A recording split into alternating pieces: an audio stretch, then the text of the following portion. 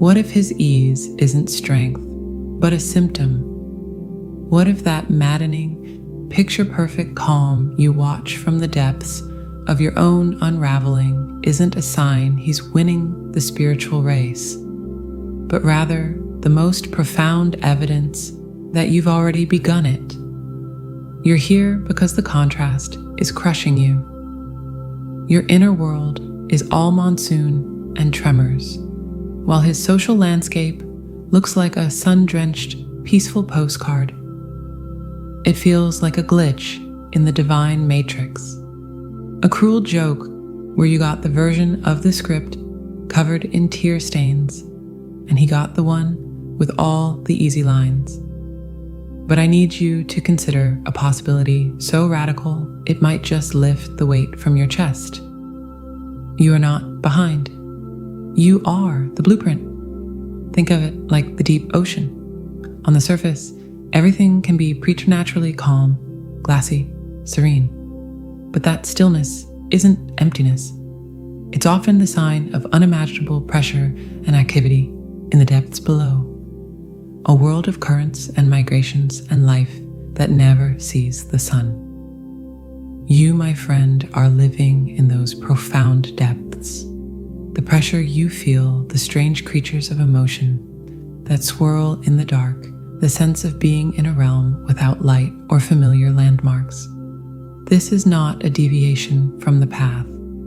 This is the path. His surface calm isn't the absence of the journey. It's the other, equally valid and terrifyingly fragile side of the same cosmic environment. He is riding the top of a wave whose power and direction are being determined by forces far beneath him, forces you are currently navigating. So when you look at his sunny deck and then back at your own emotional hull, creaking under the pressure of the deep, remember, you are the one encountering the source. The engine room is rarely a clean or quiet place, but without its thunder, the ship goes nowhere. This isn't about romanticizing your pain or villainizing his peace.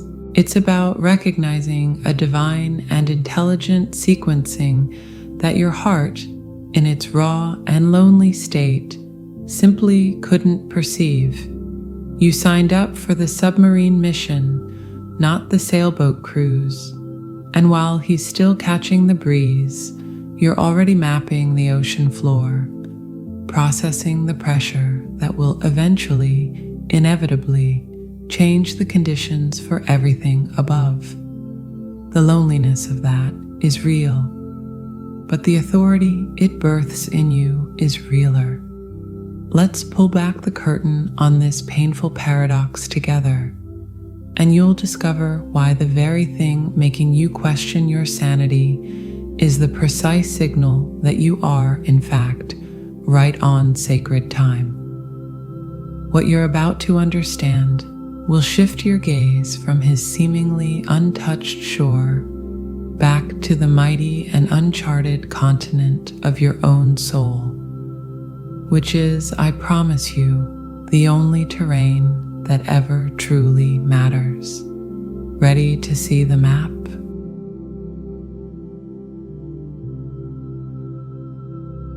You're over here feeling like your entire internal universe is being put through a cosmic shredder.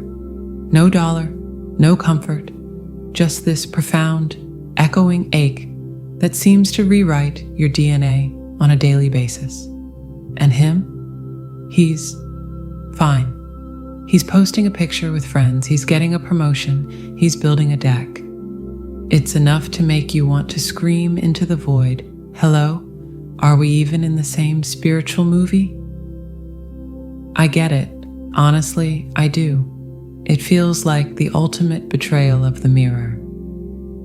But what if I told you his apparent calm isn't a sign of his victory, but of a hidden, temporary dependency? A kind of spiritual freeloading, if you will. Stay with me. Here's the mystery, the rarely spoken truth we need to dissect with both tenderness and surgical precision. His stable external world is not a fortress he built alone. It's a structure unconsciously, energetically, propped up by the very intensity of your awakening. Think of it like this. You know those old-fashioned oil lamps? The ones that need a constant burning flame to create a vacuum that draws the fuel up? Right now, you are that flame. Your longing, your focus, your desperate love, your sleepless nights spent trying to solve the puzzle of us. That's not just pain. It's a powerful, coherent signal. It's a frequency. And on a soul level, whether he's aware of it or not, and he's almost certainly not, he's tuned into it. Your energy is creating a subtle pull, a gravitational field that helps keep his external world in its familiar orbit. His job, his routine, that relationship of convenience. They feel stable because in the shared energetic field you both inhabit, your focused attention is acting as an anchor. It's giving his matrix something to resist against, to define itself around. He's not standing firm on his own two spiritual feet. He's leaning ever so slightly on the invisible wall of your need. It's a brutal irony, isn't it? Your perceived weakness, this all-consuming feeling, is actually the active, generative force. And his perceived strength, that maddening composure, is a passive, borrowed state. He's the figure in the painting who looks solid, but only because the canvas is being stretched taut by the force of your feeling from behind the frame. You're doing the agonizing, invisible work of stretching the canvas, of holding the frequency of transformation, and he gets to enjoy the temporary, pristine image of normalcy. This is why it feels so unfair, because on an energetic level, it is an imbalance, but not the one you think. You're the one powering the engine while he's still comfortably riding in the passenger seat, commenting on the scenery. Now, don't mistake this for blame. This isn't about him being a villain. He's simply operating on the blueprint of his role. His consciousness is often externalized. He's meant to hold form, to manage structure. And for a phase, that form is stabilized by the heat of your internal revolution. It's a silent symbiosis. Your soul agreed to this mad scheme. You go into the fire first to generate the heat that will eventually, inevitably melt the frozen places in him. But while you're in the furnace, he's in the room next door, feeling oddly comfortable, unaware the warmth he's enjoying is radiating from your sacred burn. So the next time you see evidence of his untouched life and want to crumble, I want you to shift the narrative. Smile a little with a touch of self-irony. Whisper to yourself, "You're welcome," because in a very real, energetic sense, he is borrowing his piece from your process. It's a loan. And darling, the repayment date is not set by you, but by your own arrival into wholeness. The moment you truly stop needing him to complete you, not as a mental concept, but as a lived, embodied truth, is the moment that silent energy transfer falters. The anchor lifts, and then, my love, his calm sea will begin to stir in ways he cannot yet imagine, which leads to the most compelling question of all. What happens when the anchor is truly gone and the storm he's been insulated from finally finds his shore?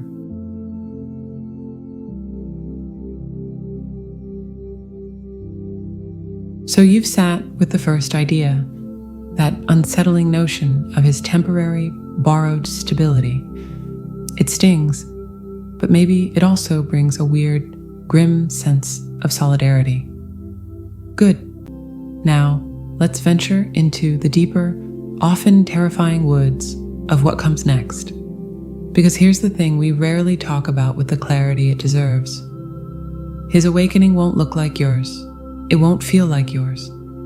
It won't arrive wrapped in the same kind of profound, soulful melancholy. No, his awakening will arrive wearing the boots of a demolition expert, carrying a literal sledgehammer, and it will swing directly at the foundations of his visible life. Think about it. You were initiated through an implosion.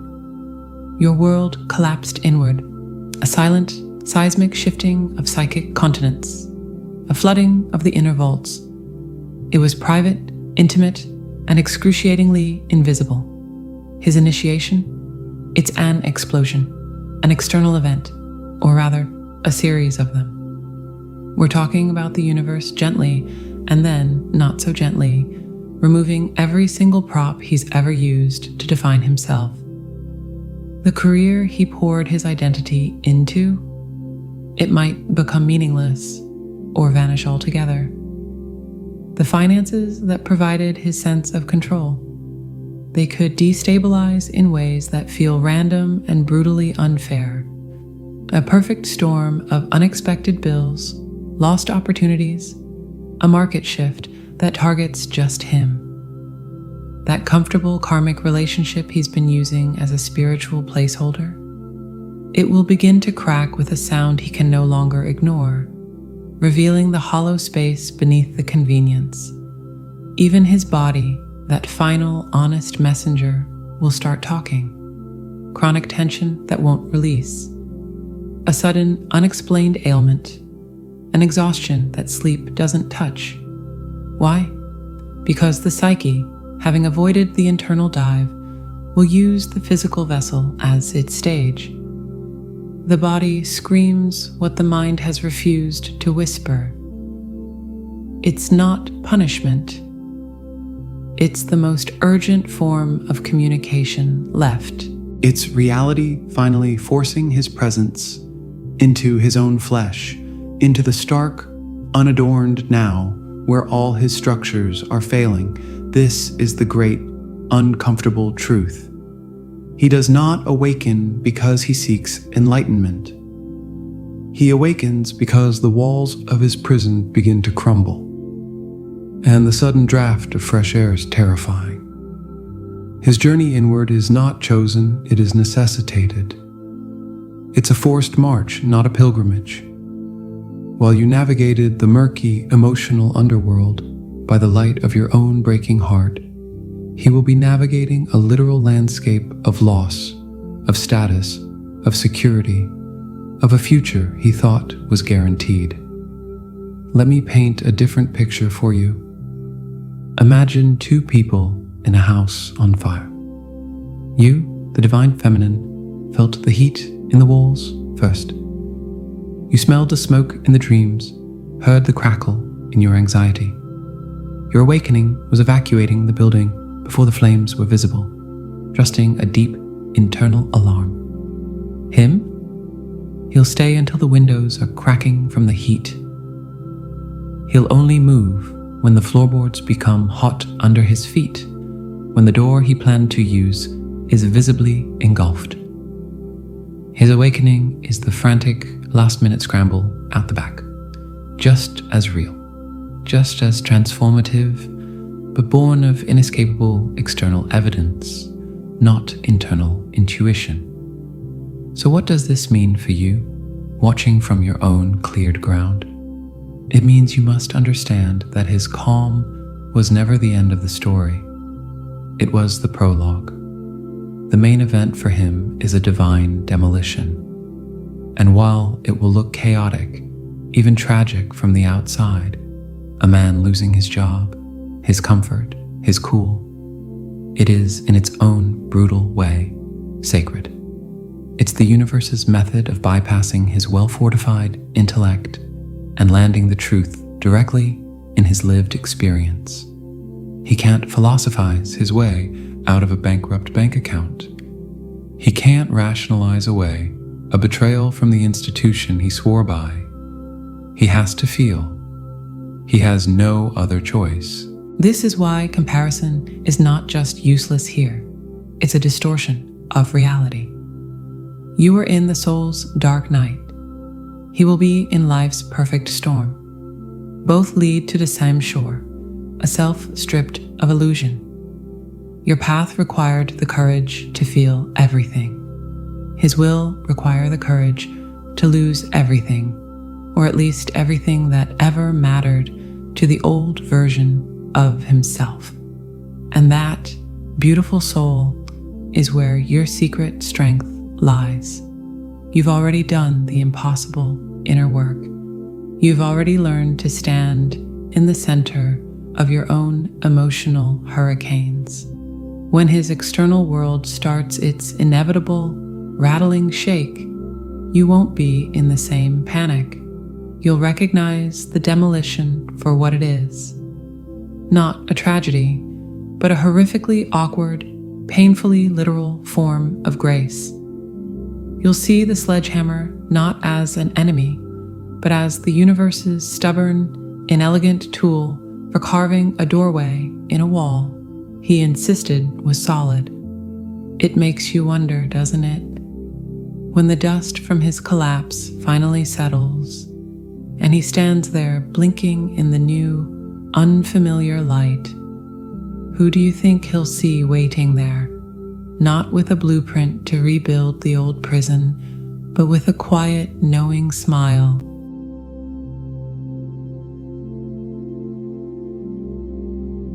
Let's land this plane, but let's do it with our eyes wide open to the miracle hidden in the madness. You've walked through the fire of understanding. First, that his calm is a phantom stability, a kite riding your turbulent wind. Then, that his awakening will be a tangible quaking, the ground giving way beneath feet that have never known how to fall. It's a lot to hold. It might feel like cold comfort, but I need you to see the breathtaking architecture now revealed in the rubble of your expectations. This whole agonizing process, your inner collapse, his outer one, is not a sign of something broken. It is the evidence of something being orchestrated. Think of the most complex, beautiful piece of music you've ever heard.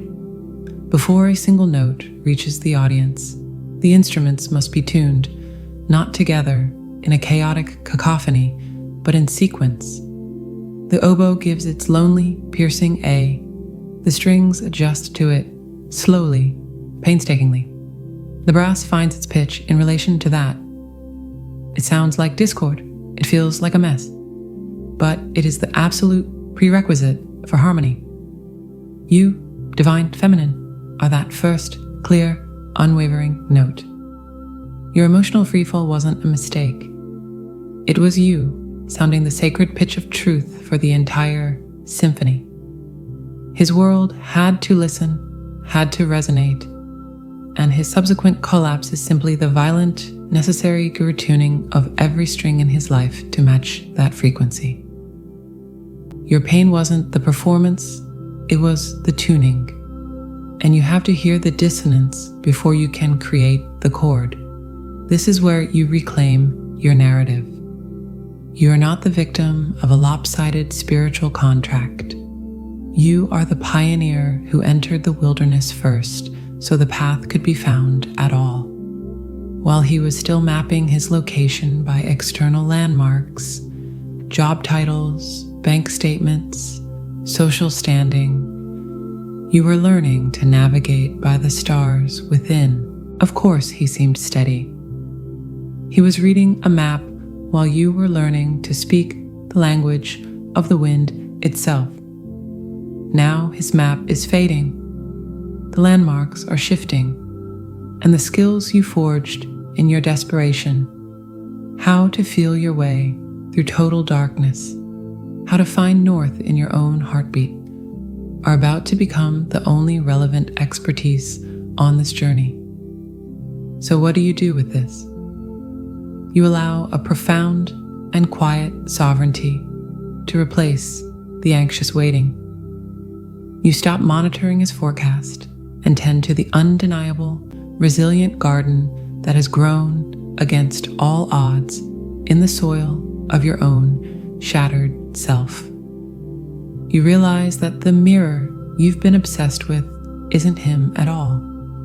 It was always the reflection of your own capacity to endure, to alchemize, and ultimately to lead this dance. His distant calm was the invitation for you to stop looking sideways and start planting your feet deeply, unshakably, in your own truth. The beautiful, hopeful paradox is this: your journey towards union was never about getting to him. It was always about arriving so fully at yourself that the very energy of your completion becomes the gravitational pull that realigns his entire universe. You don't have to build the bridge. You just have to become the other shore. And from that place of wholeness, you'll watch with a compassion that surprises you, not as a starving spectator, but as a rooted witness, as the currents of life itself guide him home through the very storms you've already learned to breathe in. The most fascinating part? When he finally arrives, weathered and real, he won't be coming to complete you. He'll be coming to meet you, and you'll both be speaking a language that only the truly rebuilt can understand. A conversation that begins not with, "Where were you?" but with, "Ah, there you are. I've been here all along."